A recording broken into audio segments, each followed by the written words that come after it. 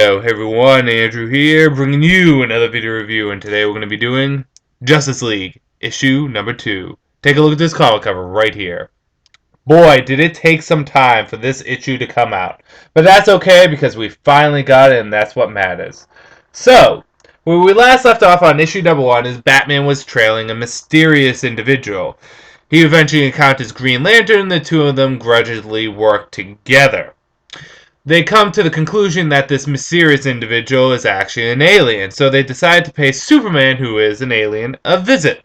However, Superman doesn't take too kindly with them being on his turf.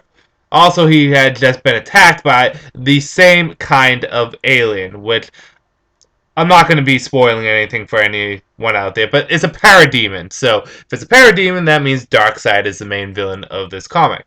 The question is this: can Superman, Batman, Green Lantern work together? Or will it be a classic Superman versus Batman throwdown? You're just going to have to wait and see. So let's jump into issue number 2 of Justice League. The issue starts off with Flash talking to his boss as Barry Allen, and he wants to get a case done, but his boss keeps on saying, no, not until we figure out who the Flash really is. That's priority number 1. I did too. Number 1. That's priority number 1, is that they figure out who the Flash is. We then jump to Superman versus Batman. And Superman automatically attacks Batman, but Batman doesn't want to fight him. No, Batman wants to talk to him. There's no point in them fighting.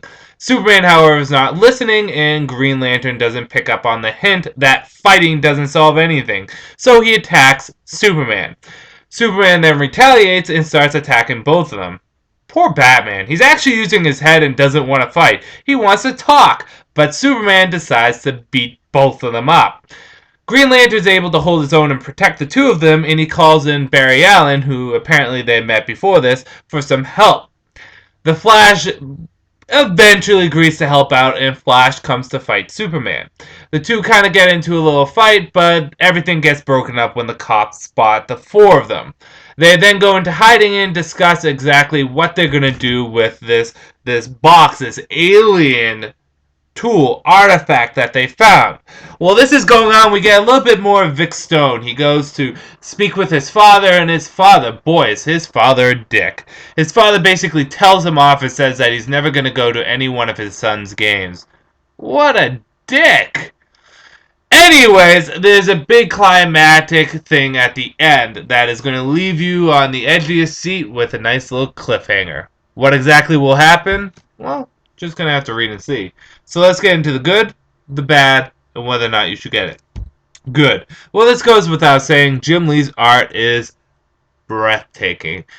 He's one of, if not my favorite artists. I know a few people out there that don't like Jim Lee, and that's perfectly fine. But I love his art. I think it's really good, and you really get to see this here.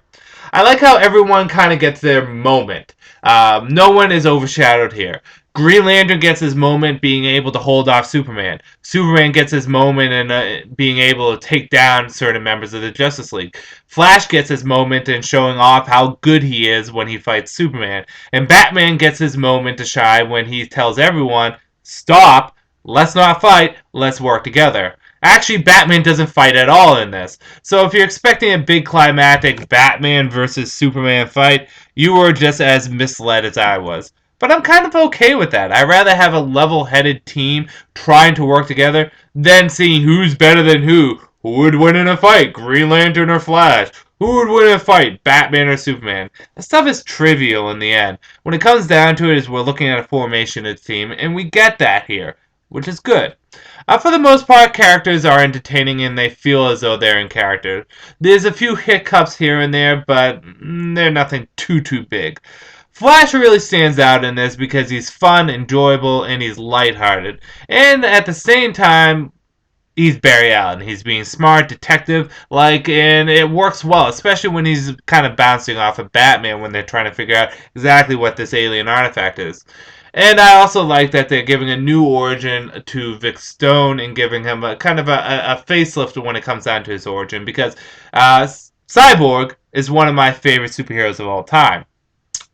When it came down to George Perez and Marv Wolfman's run on the new Teen Titans, for the 4 new characters that they introduced, Starfire, Changeling, or Beast Boy, Raven, And Cyborg was always my favorite. I always thought he was a very underrated character and was just completely badass. So I like that they're continuing the story there. The action is good, and overall the plot moves at a good pace. This is definitely going to read very well in trade. Bad. Well, Superman kind of comes off as a dick. He kind of punches first and asks questions later. Batman says that he's in a rage, so he can't control himself, which makes me wonder if that has something to do with his costume, seeing he has this Kryptonian suit. Again, speculation really doesn't serve any purpose right now, but it kind of just pisses me off that Superman's kind of a dick. I mean, I like Superman being badass and kind of even being a little aggressive, but Superman should still be a level-headed individual. Hey, we can't have it all. Another thing is Green Lantern still comes off as kind of an idiot. At one point, Flash comments that he works as a forensic scientist for, the police department, and Hal Jordan says, "Barry, stop it! You're giving away your secret identity." And Barry says, "Hal, you just called me Barry." Well, he didn't say Hal. He said Green Lantern. You just called me Barry. Just showing how. Green Lantern's portrayal can be as an idiot sometimes. Besides that, whether or not you should get it, this was a great issue. Like I said, there's a few hiccups here and there, and it is a little bit misleading because people are going to think going into this is going to be Batman versus Superman, as it said at the last page in issue number 1. But that's not the case. A lot of people were disappointed with issue number 1 of Justice League for one of two reasons. The first reason, which is understandable, is because it was supposed to be a gateway into this new DC universe, and it didn't really do that. I can understand that, but one of the other reasons why people get pissed off is because not all the characters were introduced, and that they're taking this time for this story. And I think that's just, I don't think that's a good enough reason to be mad at this. I think that's actually a good thing that they're taking their time to develop and flush out these characters for them to build a team, which is good. I like that. This will definitely read better in trade. It can work to have all the team members show up in one issue for the first issue, but you really have to be lucky with how you tell that story. Several times it doesn't work out well. I like how they're just pacing this out and then making this into a story. So, on a whole, issue number 2 was great. Great story, great art, but for the most part, good characterizations. Other than those two little hiccups with with Hal Jordan and Clark Kent, it is a great issue. The characters that shine the most in this, probably the Flash with Batman and Vic Stone coming later. A little bit after him. But yes, Justice League issue number 2. Definitely pick it up. It is an enjoyable issue. And I really had fun reading it. With that said, this is Andrew saying, peace out for now.